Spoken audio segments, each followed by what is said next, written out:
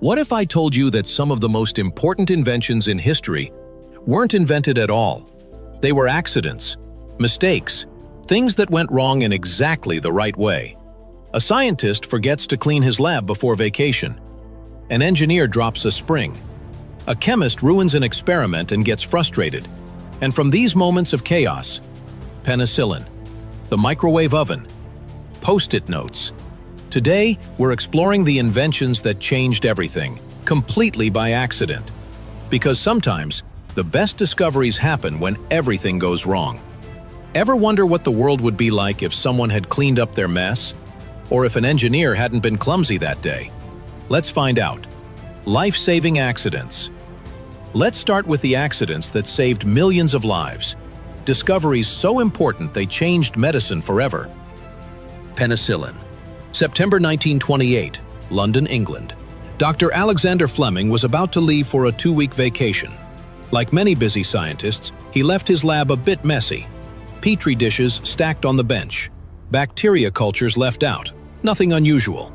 When he returned, he started sorting through his dishes, tossing contaminated ones into disinfectant.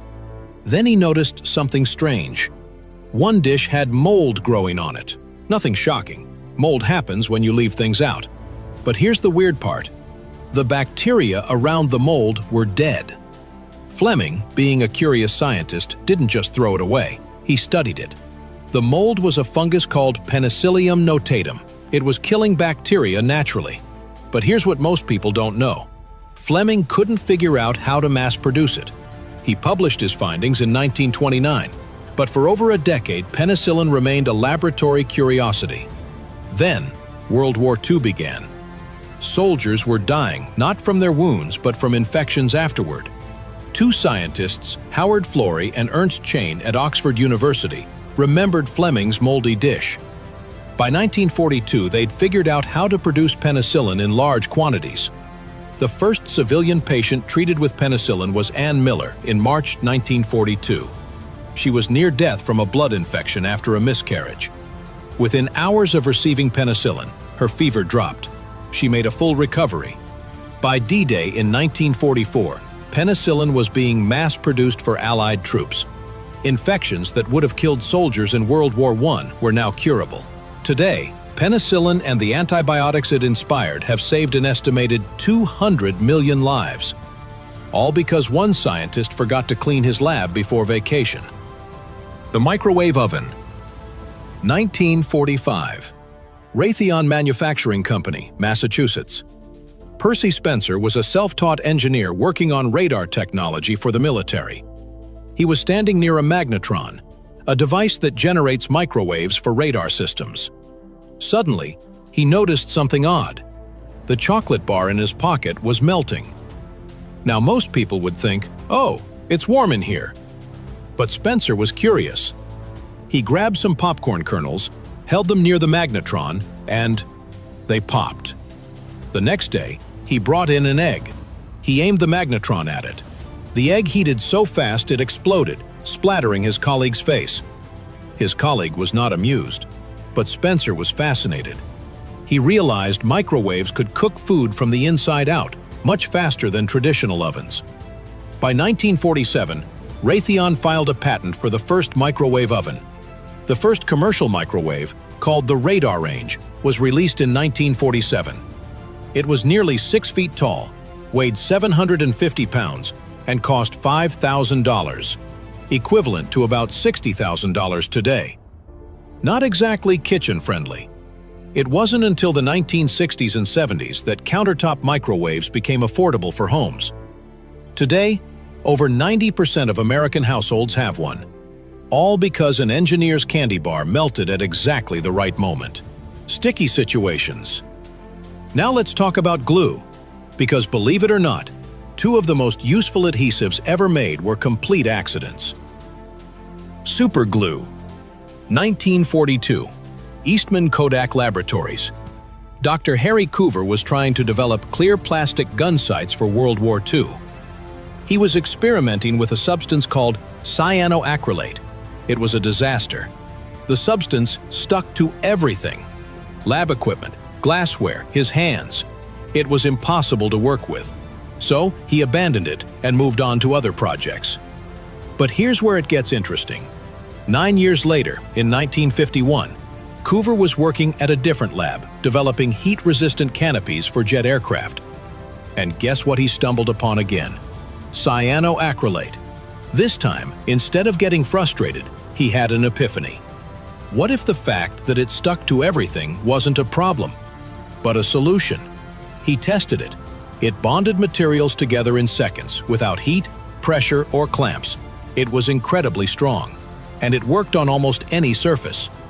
In 1958, Eastman Kodak released it commercially as Eastman 910. Later, it became known simply as superglue. And here's a fun fact. During the Vietnam War, a spray version of cyanoacrylate was used to temporarily seal wounds in the field until soldiers could get proper medical treatment. It saved countless lives. All because a scientist accidentally created something that was too sticky. Post-it notes. 1968. 3M Laboratories, Minnesota. Dr. Spencer Silver was trying to develop a super strong adhesive, the kind that would bond things permanently. Instead, he created the weakest glue imaginable. It stuck, but it could be peeled off easily. It left no residue. It could be reused. It was, by all measures, a failure. For 6 years, Silver tried to find a use for his weak glue. Nobody at 3M was interested. What's the point of glue that doesn't really glue? Then, in 1974, one of Silver's colleagues, Art Fry, had a problem. He sang in a church choir, and the little bookmarks in his hymnal kept falling out. Suddenly, he remembered Silver's useless glue. What if you put that glue on paper? You'd have a bookmark that sticks, but doesn't damage the page. One you could move around. Fry made a prototype. He started using these sticky notes at work to write messages. His coworkers wanted them too. In 1980, 3M launched Post-it notes nationally. They were an instant success. Today, billions of Post-it notes are sold every year, all because someone invented glue that was too weak. Makes you wonder, how many failures are actually just solutions looking for the right problem? Sweet accidents! Let's take a break from science labs and talk about food. Because some of the world's favorite treats only exist because someone made a mistake. Coca-Cola. 1886. Atlanta, Georgia. Pharmacist John Pemberton was trying to create a medicinal syrup.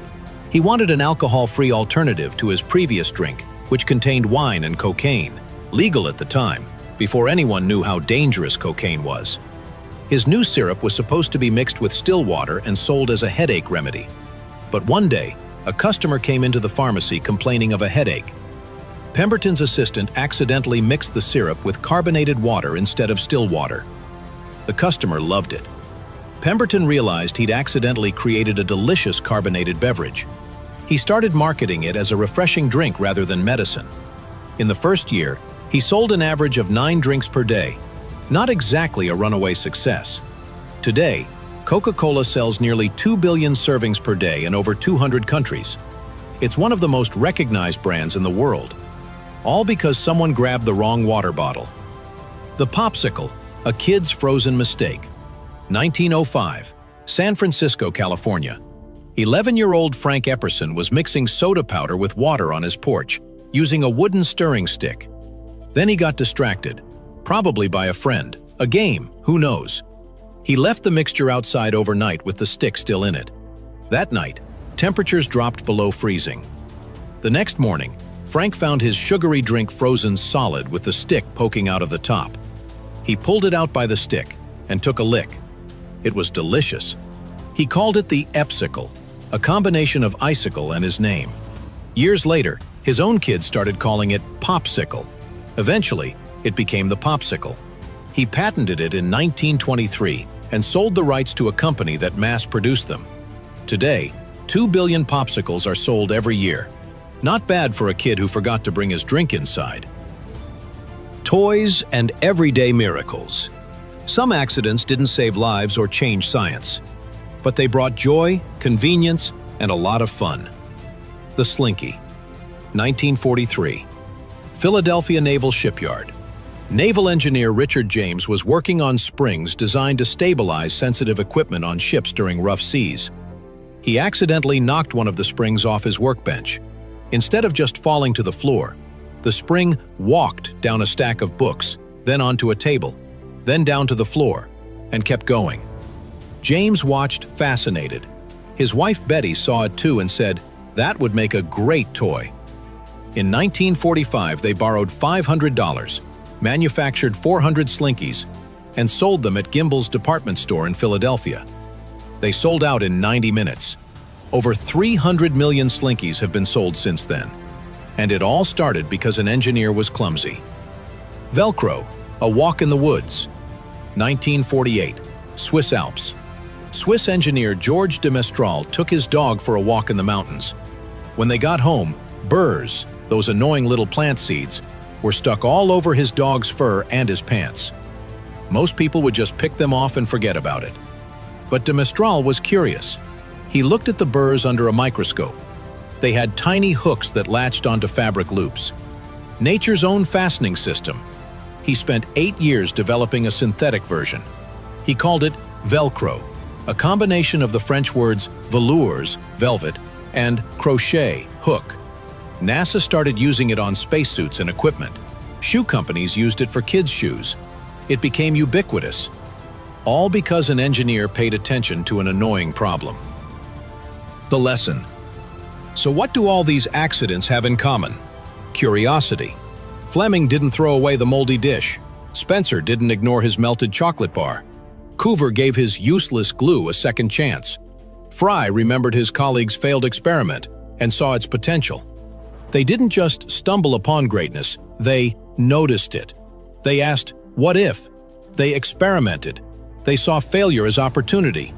The next time something goes wrong, the next time you make a mistake, pay attention. You might be one curious question away from changing the world. Which of these accidental inventions surprised you most? Have you ever accidentally discovered something useful? Let us know in the comments. Lost professions, vanished inventions, accidental discoveries.